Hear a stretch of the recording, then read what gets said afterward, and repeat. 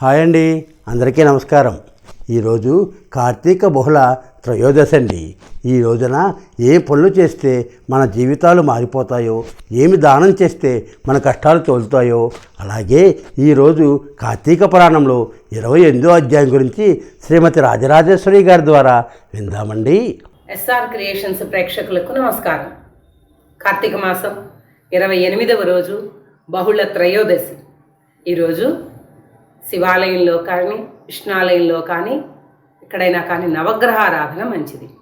నవగ్రహాలకు వీలైతే తలా ఒక చెంబుడు నీళ్లు పోసి ఒక దీపం పెట్టి, వీలైతే 9 దీపాలు పెట్టచ్చు, లేదంటే ఒక దీపమైనా కానీ నవగ్రహాల దగ్గర వెలిగించి తలా ఒక పుష్పం సమర్పించి ఒక అరటిపండో ఏదైనా నైవేద్యం పెట్టి, ఏమీ కుదరకపోతే ఇంత పటిక బెల్లమైనా కానీ చక్కెరైనా కానీ ఆ నవగ్రహాల పాదాల దగ్గర వేసి నమస్కారం చేసుకుంటే గ్రహదోషాలు తొలగుతాయి.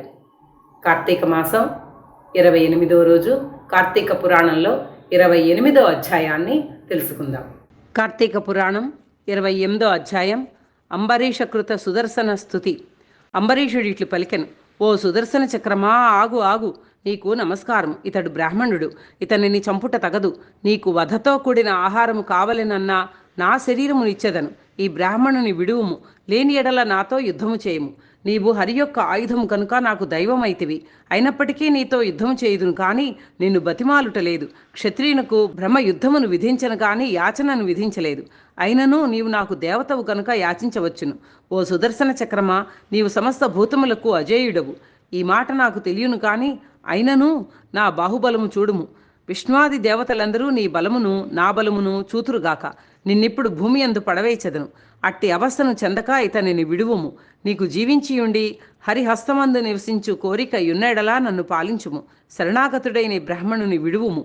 రాజు ఇట్లు స్తుతించగా సుదర్శన చక్ర దేవత సంతోషించి రాజును పరీక్షించవలైనను తలంపుతో కోపం వచ్చిన వాడి వలె నటించి ఇట్లనెను: సుదర్శనమిట్లు పలికినది: రాజా, నీకు తెలియనా?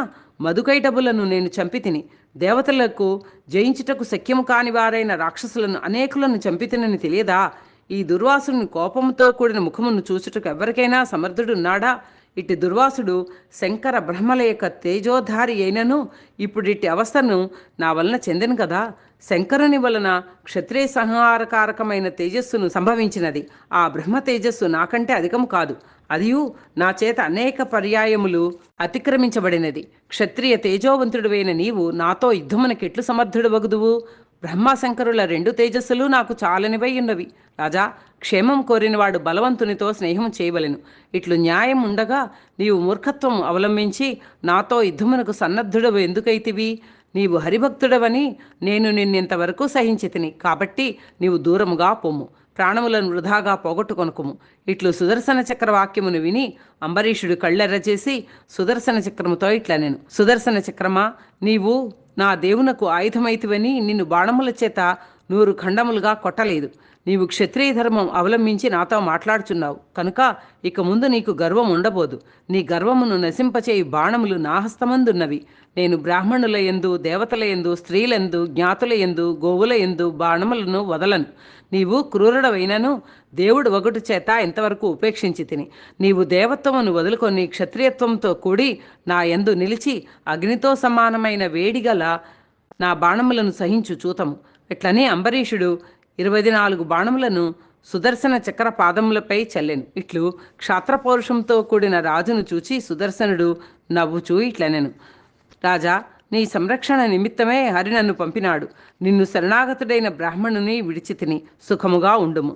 ఇట్లు పలికి ధనుర్బాణములతో కూడిన రాజును కౌగిలించుకొని భూమి యందు పడి నమస్కారం చేశాను. వాగస్య, రాజు అలా విధేయుడైన సుదర్శన చక్రస్థ పురుషునితో చక్రంతో ఇట్లనెను: సంసార మధ్యను సంచరించడు పురుగైన నేనెక్కడా? హరి యొక్క హస్తమందు ప్రకాశించడి నీవెక్కడా? ఇట్లు తెలిసియు నీతో యుద్ధమునకు సన్నద్ధుడనైన నా తప్పును క్షమించుము. నేను నిన్ను తిరస్కరించి విజృంభించి యుద్ధమునకు సిద్ధపడితిని. క్రూరమైన నా క్షత్రియ స్వభావం ఇట్లు చేసినది కనుక క్షమించుము.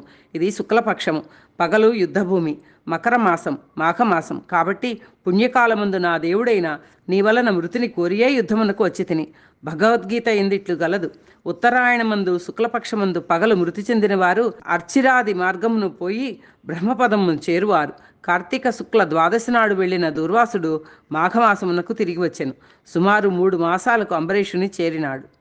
జ్వాలల చేత భయంకరము, దేవదానములకు అసహ్యము, 100 మెరుపుల కంటే అధికమైన కాంతి కలదియు అయినా నీ రూపము గవ్వతో సమానుడను నేనెట్లు సహింతును? సహస్రాగ్నియుతమైన రవిబింబం వలె సంహారకరమగునటువంటి నీ రూపముతో యుద్ధము చేయ నేనెట్లు శక్తుడనగుదును? కోరలతో కూడి భయంకరము, దశదిక్కులందు అగ్నులను బయటికి చిమ్ముచున్నటువంటి నీ యొక్క దంతపు దెబ్బను దేవుడు కానీ, రాక్షసుడు, దేవేంద్రుడు కానీ, రాక్షసాధిపతి కానీ ఇంకెవరు కానీ సహించగలరు? మెరుపులను, సూర్యుని కిరణజాలములను మొత్తములై భయంకరాకారములను ధరించి వచ్చినను నీ తేజస్సును తిరస్కరించలేవు. విష్ణువు భయంకరాకారమైన నిన్ను ఆశ్రయించి 3 లోకములను పాలించుచున్నాడు. నీతో విరోధించిన ఎడల దేవతలు కాని, దానవులు కాని, అన్యులు కాని నిన్ను జయించలేరు. దైత్యులను చంపుదానవు, భక్తులను పరిపాలించుదానవు, విష్ణువు యొక్క కాంతి చేత ప్రకాశించుదానవు, ప్రాణగమన కష్టం హరించుదానవగు నీకు నమస్కారం. ఇట్లు స్తుతించి భూమి యందు నమస్కారం చేయుచున్న రాజును లేవదీసి నీకు క్షేమమగుగా కాని సుదర్శనుడు పలికెను. ఈ సుదర్శన స్తోత్రమును 3 కాలములందు పఠించువాడు ఆపదల నుండి విముక్తుడై చిరతర సుఖమును పొందును. కలియుగమంది అధ్యాయమును ఒకమారైనను వినువారు అనేక భోగములను పొంది అంతమందు మోక్షమును పొందుదురు. 28వ అధ్యాయం సమాప్తం. చూశారు కదా, ఈ పరమ పవిత్రమైన కార్తీక మాసంలో, ఈ పరమ పవిత్రమైన కార్తీక పురాణంలో 28వ అధ్యాయం గురించి ఇలాంటి లేటెస్ట్ వీడియోస్ కోసం మా ఛానల్ను లైక్ చేయండి, షేర్ చేయండి, సబ్స్క్రైబ్ చేసి మమ్మల్ని కొంచెం ఆశీర్వదించండి. సర్వే జన సుగుణ భవంతు. ఓం నమః శివాయ.